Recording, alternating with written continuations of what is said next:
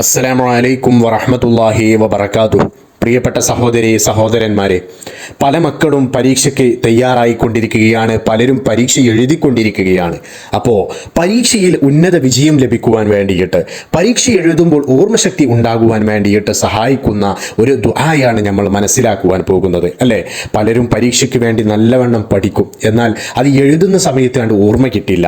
എന്നാൽ ഇത് പറയുന്നത് പോലെ എഴുതി കഴിഞ്ഞാൽ നിങ്ങൾക്ക് നല്ല ഓർമ്മശക്തി ഉണ്ടാകും, മാത്രമല്ല നിങ്ങൾക്ക് ഉന്നത വിജയമുണ്ടാകും, പരീക്ഷ എളുപ്പമാകും. അപ്പോൾ അതിന് സഹായിക്കുന്ന ഒരു ദുആയാണ്, ഖുർആനിലൂടെ പറഞ്ഞിട്ടുള്ള ഒരു ആയത്താണ് നമ്മൾ മനസ്സിലാക്കുവാൻ പോകുന്നത്.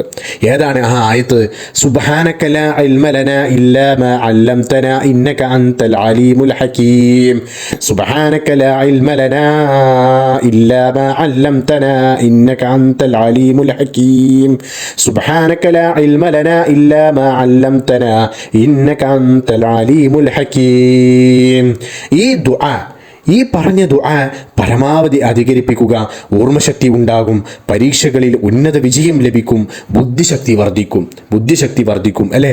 പരീക്ഷയെ നേരിടുമ്പോൾ ഏറ്റവും കൂടുതൽ വേണ്ടത് എന്താണ്? ഓർമ്മശക്തി, ബുദ്ധി. പഠിച്ചാൽ മാത്രം പോരാ, ഓർമ്മശക്തിയും ബുദ്ധിയും വേണം. നല്ലവണ്ണം പഠിക്കണം, അതോടൊപ്പം ഓർമ്മശക്തിയും വേണം, ബുദ്ധിയും വേണം. അതാണ് വേണ്ടത്.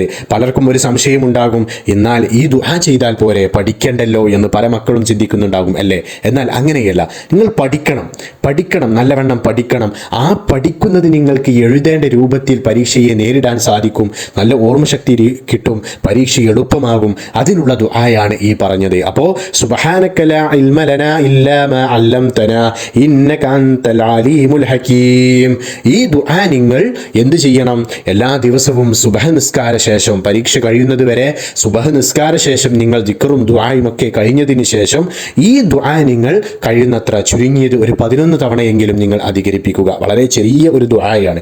അപ്പോൾ മനസ്സിൽ ഉദ്ദേശം വെച്ചുകൊണ്ട് ആത്മാർത്ഥമായിക്കൊണ്ട് ചുരുങ്ങിയത് ഒരു 11 തവണയെങ്കിലും ഇത് ചൊല്ലിക്കൊണ്ട് പടച്ച റബ്ബിനോട് ഇരു കഴിയും നീട്ടി ദുആ ചെയ്യുക. എന്നിട്ട് നിങ്ങൾ എന്ത് ചെയ്യുക? പരീക്ഷയെ നേരിടുക. തീർച്ചയായിട്ടും നിങ്ങൾക്ക് പരീക്ഷ എളുപ്പമാകും. നിങ്ങൾ നല്ലവണ്ണം പഠിക്കണം. ഈ ദുആക്ക് ശേഷവും നിങ്ങൾക്ക് സമയം കിട്ടുകയാണെങ്കിൽ നിങ്ങൾ പഠിക്കണം. അതായത് പരീക്ഷ, ഏത് വിഷയമാണോ നിങ്ങൾക്ക് പരീക്ഷ, അത് നിങ്ങൾ നല്ലവണ്ണം പഠിച്ചിട്ട് വേണം പരീക്ഷ നേരിടാൻ പോകേണ്ടത്. ആ കാര്യങ്ങൾ നല്ലവണ്ണം നിങ്ങൾ ശ്രദ്ധിക്കുക.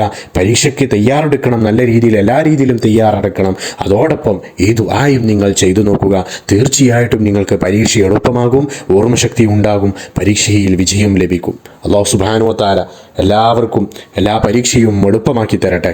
ഹബീബായ തങ്ങളെ ബർക്കത്ത് കൊണ്ട് എല്ലാവർക്കും വലിയ വിജയം നൽകട്ടെ. പടച്ച റബ്ബ് എല്ലാവർക്കും ഹൈറായ വിജയം നൽകട്ടെ.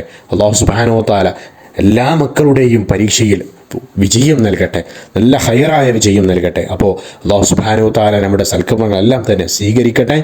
ആമീൻ ആമീൻ ആമീൻ യാ റബ്ബൽ ആലമീൻ. അസ്സലാമു അലൈക്കും വറഹ്മത്തുള്ളാഹി വബറകാതുഹു.